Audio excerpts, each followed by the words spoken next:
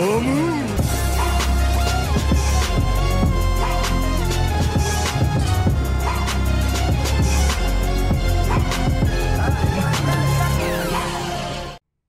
teman-teman kos-kosan, gimana kabar kalian? Baik-baik saja kan? Seperti yang teman-teman tahu, Abdikos men-skip pembahasan episode ke-14 bukan karena Abdikos tidak punya waktu, tapi karena memang episode tersebut kurang bagus. Yap, melihat episode ke-13 yaitu pertarungan Yuji versus Choso, episode ke-14 pertarungan antara Dagon versus Naobito, Maki, dan Nanami. Terasa banget downgrade-nya, cutting adegannya benar-benar berantakan, banyak adegan salah cut dan terlalu slow motion. Bahkan teknik Naobito yang harusnya epic benar-benar hancur di episode ke-14 ini. Dari sini sebagian teman-teman pasti tahu alasannya kenapa, tapi buat yang tidak tahu saja, Abdikos beritahu kalau kesalahan ini ada karena MAPPA yang Maru ingin mengambil semua proyek adaptasi anime dari judul-judul besar dan populer. MAPPA ingin menyaingi Ufotable dan Kyoto Animation dalam hal kuantitas dan kualitas produksi. MAPPA dengan jahat melancarkan strategi yaitu karyawan yang menggarap bersamaan. Maksudnya adalah mereka menggarap dua proyek animasi secara bersamaan dengan batas waktu tertentu. Dalam kasus ini mereka menggarap Chainsaw Man dan Jujutsu Kaisen Season 2 secara bersamaan. Yap, Chainsaw Man dan Jujutsu Kaisen adalah salah dua series terpopuler Shueisha. Dua proyek anime dari series ini diambil MAPPA dan belakangan diketahui kalau dua proyek tersebut dikerjakan di waktu yang hampir bersamaan. Loh, kok bisa bersamaan? Bukannya musim pertama Chainsaw Man sudah berakhir ya? Ya benar sekali, musim pertama Chainsaw Man memang sudah berakhir, tapi saat mereka masih mengerjakan anime musim pertama Chainsaw Man, karyawannya sudah dibebani tugas untuk menggarap anime season 2 dari Jujutsu Kaisen. Jadi tidak ada istilah istirahat setelah project di MAPPA. Semuanya dilakukan terus-menerus tanpa henti. Yap, melakukan project besar tanpa henti hanya bisa dilakukan oleh studio besar karena sumber daya mereka banyak. Jadi saat satu project A selesai, ada karyawan lain yang mengerjakan project B, sehingga karyawan project A bisa istirahat untuk nantinya fokus mengerjakan project C. Tapi MAPPA tidak, dia menggunakan karyawan A untuk mengerjakan project A dan project B sekaligus. Hasilnya kualitas anime season 2 kalau tidak menurun maka akan jadi seperti anime mingguan Toei, yaitu hanya bagus di bagian tertentu saja. Dan ya, episode ke-14 adalah dampak dari sistem produksi anime seperti ini. Hokuto Sadamoto selaku sutradara episode 14 pada akhirnya meminta maaf. Dia mengakui kalau dia telah mengecewakan banyak fans Jujutsu Kaisen di episode 14. Dan ya, setelah meminta maaf, dia menjelaskan kondisi buruk saat penggarapan episode 14 di mana dia baru menerima mentahan animasi sebanyak 250 adegan 2 minggu sebelum perilisan, sehingga sutradara dan tim editor butuh waktu maksimal 2 minggu untuk menyeleksi sekaligus memilih dari 250 adegan tersebut lalu mengeditnya. Buat yang tidak tahu, idealnya editing 250 adegan dilakukan dalam waktu 1 bulan, tapi ini hanya diberikan waktu 2 minggu.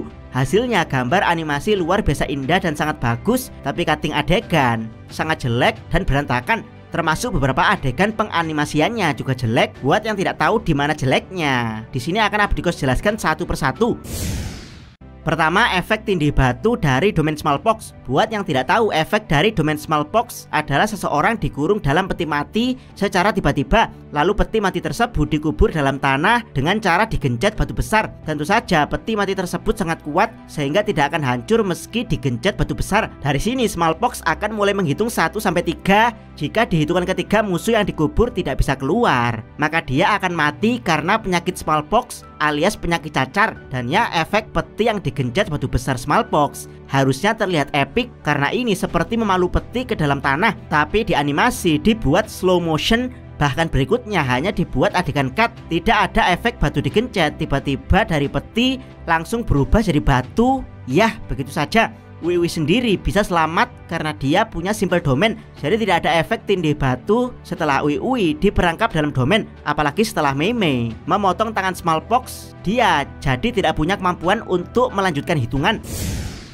Kedua, efek Bird Strike dari Mei. Buat yang tidak tahu, Bird Strike adalah serangan terkuat Mei. Dikatakan kalau serangan ini luar biasa cepat sehingga belum ada satupun musuh yang pernah dihadapi Mei bisa menghindari serangan ini kecuali Gojo Satoru. Yap, melihat keterangan dari Bird Strike, Abdikos membayangkan serangan ini seperti Hachimon Tonko yang punya satu serangan telak cepat yang mustahil untuk dihindari. Tapi kenyataannya efek Bird Strike Mei malah dibuat seperti hantaman batu yang tidak terasa keepikannya. Ketiga, efek teknik FPS Naobito. Projection Sorcery adalah teknik sihir yang memungkinkan penggunanya untuk bergerak mengikuti hukum FPS alias frame per second, atau lebih tepatnya hukum 24 gerakan dalam 1 detik. Jika ada lawan yang disentuh oleh pemilik teknik Projection Sorcery, maka dia harus mengikuti gerakan 24 frame dalam 1 detik. Jika tidak, maka dia akan mematung selama 1 detik, di mana pengguna teknik FPS akan menghajarnya dengan 23 gerakan FPS yang tersisa. Yap, teknik yang terlihat luar biasa overpower, bahkan membuat pengguna teknik ini menjadi penyihir yang tercepat di dunia dan mampu bersaing dengan Gojo Satoru. Yap, Abdiko sangat excited melihat 24 gerakan patah-patah dari FPS Naobito. Tapi sayang, yang Abdiko lihat malah gerakan slow motion. Saat penjelasan memang sempat dibuat terlihat bagaimana Naobito bergerak FPS, tapi ya, itu hanya penjelasan. Dalam pertarungan tidak ada bedanya dengan stop, tinju slow-mo, lalu efek dari tinju slow-mo di-cut, menjadikan pertarungan yang harusnya epic malah terlihat aneh dan kurang greget. Abdikos bisa bilang begini karena sempat ditunjukkan efek sesungguhnya dari teknik FPS Naobito di episode ke-15 dan itu bagus banget. Keempat, adegan pertahanan mutlak Dagon. Di manga sendiri ada satu panel epic saat Dagon menahan serangan keroyokan dari para penyihir dengan pertahanan air yang dikatakan mutlak. Yap, dalam kasus ini Abdikos membayangkan penggunaan animasi akan mirip saat Rock Lee menyerang pertahanan pasir mutlak milik Gaara, di mana sekeras apapun Rock Lee menyerang tetap tidak bisa mengenai Gaara karena ditahan oleh pasir mutlaknya. Yap, Abdikos membayangkan adegan yang sama di mana sekeras apapun penyihir menyerang Dagon, mereka tidak akan bisa mencapai tubuh Dagon karena ditahan oleh pusaran air yang merupakan pertahanan mutlak. Namun ya, pengadeganan pertahanan mutlak Dagon benar-benar buruk. Selain hanya sebentar, tidak terlihat sama sekali ini pertahanan mutlak. Yang terlihat pertahanan ini malah dengan mudah ditembus Naobito yang membuat Dagon kabur ke atas. Kelima, efek Falling Blossom. Ini juga teknik yang harusnya sangat epic, yaitu modifikasi dari Simple Domain tapi lebih berbahaya, di mana Falling Blossom bukan hanya menetralkan efek pasti kena dari domain expansion, tapi juga menghancurkan serangan tersebut. Dalam kasus Dagon, Shikigami kawanan ikan akan otomatis dipotong oleh Falling Blossom. Tapi ya, efek tersebut sama sekali tidak tampak. Bahkan saat ada ikan menyerang, efek bagaimana ikan tersebut terpotong juga tidak ditampakkan. Termasuk saat Naobito diserang oleh kawanan ikan, yang tampak hanya para ikan melewati Naobito, bukan diserang oleh Falling Blossom. Keenam, efek pukulan dari Playful Cloud. Pada akhirnya kita kembali melihat Playful Cloud di episode 14 ini. Tapi ya, efek pukulannya terlihat cemen jika dibandingkan efek pukulan Playful Cloud saat melawan Hanami. Bahkan banyak efek pukulan Playful Cloud dipotong adegannya. Ketujuh, pemotongan efek FPS dan pengadeganan injakan dari Naobito. Bisa dibilang episode 14 ini harusnya jadi debut teknik FPS, tapi entah kenapa ini malah menjadi episode buruk saat menganimasikan FPS. Bahkan kali ini adegan FPS Naobito pada Shikigami Blue dipotong dan adegan menginjaknya sangat tidak realistis, yaitu Naobito masih menginjak tapi ikannya sudah lama terpotong. Biasanya anime mingguan akan membuat adegan tambahan untuk menganimasikan hal ini, tapi ini anime musiman malah memotong bahan aslinya dan menghilangkan adegan dengan sangat tidak pas.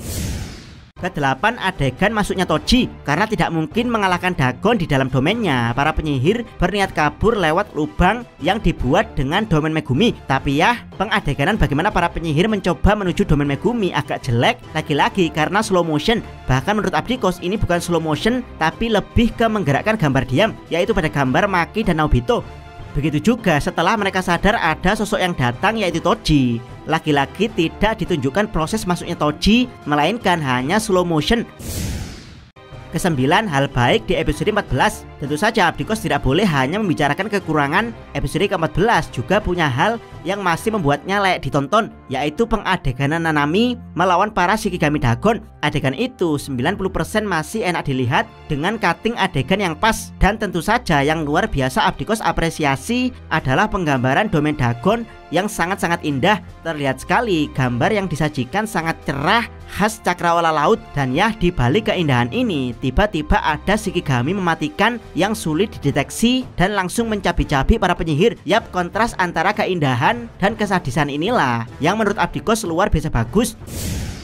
Ke-10, kesimpulan. Jika episode 13 saat pertarungan Yuji versus Joso Abdikos berikan nilai 8, maka episode 14 ini Abdikos berikan nilai 5 alias Abdikos setengah-setengah. Dikatakan jelek ya jelek, tapi Abdikos masih tahan untuk melihatnya meski kurang kagum. Dan ya, setelah skandal episode 14 ini, eksekutif MAPPA berniat untuk berbenah, di mana mereka akan lebih menekankan ke kualitas daripada kuantitas. Dan hasilnya bisa teman-teman lihat di episode ke-15, di mana kualitas anime Jujutsu Kaisen pada akhirnya kembali seperti semula. Bahkan kesalahan cutting adegan dan slow motion saat masuknya Toji benar-benar diperbaiki di episode ke-15 ini. Yap, MAPPA benar-benar serius dalam memperbaiki kualitas anime Jujutsu Kaisen. Mungkin mereka sudah menambah pekerja di bagian editor sehingga hasil animasi yang ditayangkan benar-benar sempurna. Bahkan kalau boleh Abdikos berikan nilai, pengadeganan masuknya Toji di episode ke-14 Abdikos beri nilai 5, di episode ke-15 Abdikos berikan nilai 9 karena memang beneran bagus dan feel epicnya kerasa banget. Yap, nantikan di video pembahasan episode ke-15 nya. Jangan lupa subscribe channel Takos dan jangan lupa share video ini. Abdikos salam Mi.